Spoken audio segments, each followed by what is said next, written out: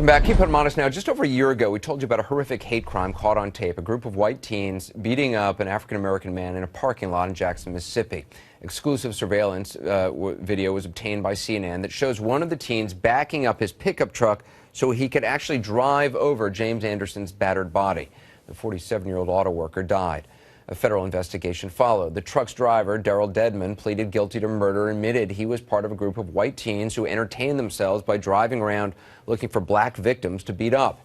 A sixth member of the group pleaded guilty to federal hate crimes just this month. And now, 125 miles north of Jackson, another African-American man has been killed by a white teenager in a car.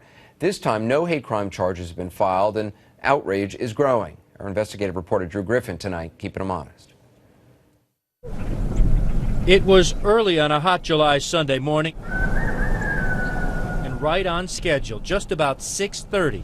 61-year-old Johnny Lee Butts left his rural Mississippi home, heading out for his morning ritual, a 4-mile walk.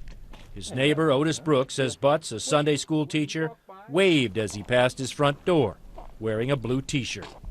Let me ask you a dumb question. Could you tell he was black? Yeah, you could tell he's black. You can see his arm. Nearly 7 a.m., an hour after sunrise, 3 white teenagers were barreling down Panola County, Mississippi Highway 310 in a white Monte Carlo.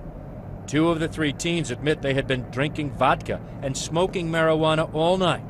They were headed towards Johnny Butts.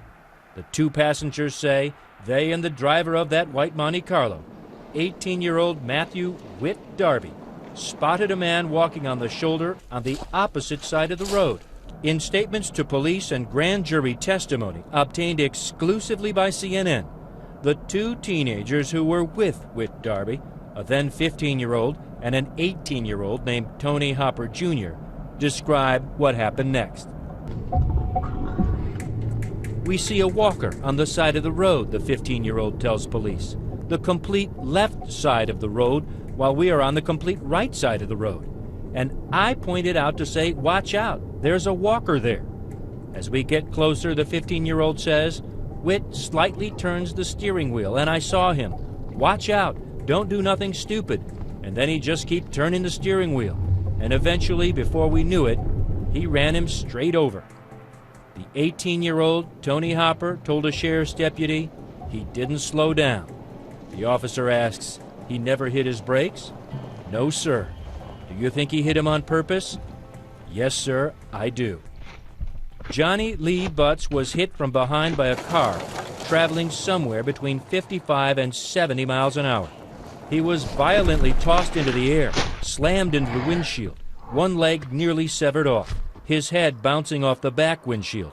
This diagram in the police report shows Butts' body was found lying in the road, 172 feet from where he was hit. Matthew Whit Darby stopped his badly damaged car. His 2 passengers told police they got out, looked at the body, then jumped back in the car while Darby sped away. The next day, the 2 teenage passengers turned themselves in. Whit Darby was arrested, telling police exactly what the 2 other teens said he would say, that he hit a deer. Darby denied he was drinking or smoking marijuana. He and his lawyer and the 2 passengers aren't talking to CNN. Darby hasn't entered a plea. So this was the route that your dad would walk every morning? Yeah, every morning. Donnie Butts, Johnny's only child, now walks this route to see the cross he laid at the spot where his dad died. It's been 7 months. Matthew Whit Darby is in jail charged with murder, but not with the added crime of hate.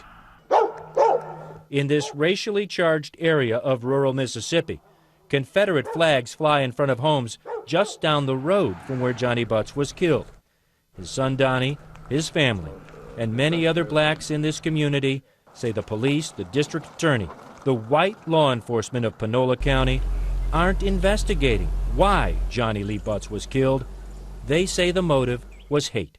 They knew he was black, and that was the only reason why they ran him over, because he was black, point blank. The DA so far has said flat out, this was not a crime of race. Well, what was it? I want to know, what was it? If it wasn't racist. was just hate. I don't understand. The district attorney in this case told CNN one reason a hate crime has been ruled out is that the boys in the car that morning could not see whether the walker, Johnny Butts, was black or white. But that is not true, according to the statements given by one of the teens in that car. In grand jury testimony obtained by CNN, Tony Hopper, who was riding in the back seat, said he could see Johnny Butts was black before he was hit. Could you tell whether he was a black man or a white man before y'all hit him? Asks an investigator. Yes, Hopper says, I could tell that he was black. It's the same thing he said the day after the killing, when a sheriff's deputy asked, did you all know if he was black or white? The teen said, I could tell he was a black man. The 15-year-old passenger in the car, riding in the front seat, says he couldn't tell. There is also this, an interview with Tony Hopper's mother shortly after the incident. Was racist. Two of those kids freaked out. Hope Hopper has since said nothing about the crime. Her son has not been charged. She did tell local media that after speaking out, she and her family received death threats. She's declined comment to CNN. I understand what she said, and I don't know where she got that from. John Champion is the local district attorney. Never presented us with any kind of reason to believe that it was race-related. I don't have a single piece of evidence in front of me to indicate that it was race-related, including the testimony of the two young men that were in the car.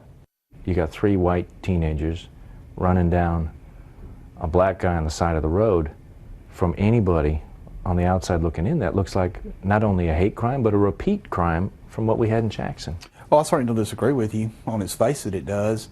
And so certainly one of the things that we investigated when we began the initial part of it is, was this in fact a hate crime? And the investigators looked at not only the facts of the case as far as the actual crime is concerned, but we also looked at a motive. And during the course of the investigation, we uncovered absolutely nothing that indicated that this would be a hate crime. John Champion has no idea what the motive was. The sheriff's investigators, in interview transcripts obtained by CNN, don't even bother to ask. Champion says the investigation has exhaustively looked at the background of Whit Darby and found no racism. He even says he called in the FBI, which he says agreed race was not a factor.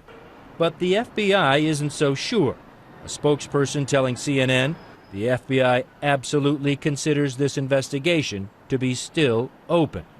Pastor Fred Butts is Johnny Butts' brother. Do you believe that the sheriff and the district attorney either don't want to or are afraid to know the truth? I actually think they don't want to. They don't want to push that issue. They don't want to push race. Yep, I actually believe that they don't want to push that issue. And there is this.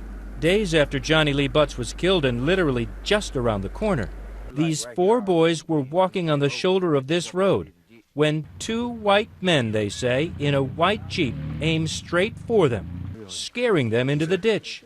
And they were laughing when they passed by? Yes, sir. And just kept going? Yes, sir. Yes, sir. Scared you, huh? Yes, sir. Neighbors told CNN they watched the whole thing from their porch. We tried to get hold of the police incident report.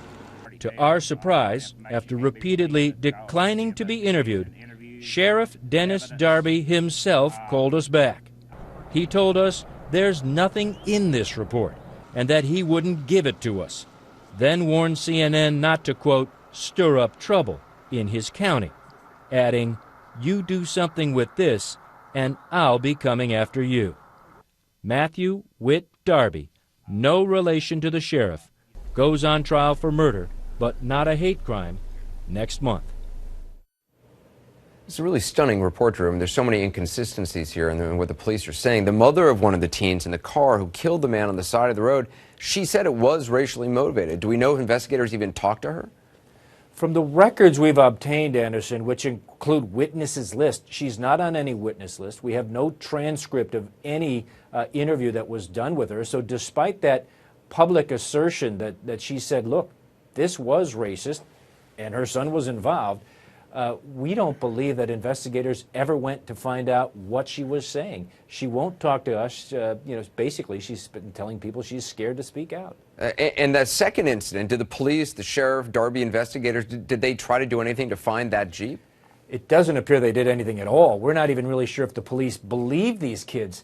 Here's what happened. An officer came out, write up that one-page report. It's the report the sheriff will not even let us see. But as far as any investigation, there's no evidence that they went and tried to corroborate the story or even try to find the driver of that Jeep down that road. It's just let go. And the kids remain scared. They do. And I'm going to tell you, Anderson, they're not the only ones. And people are beginning to ask about other cases. 3 years ago, a black man was found dead on the side of a rural road in this county.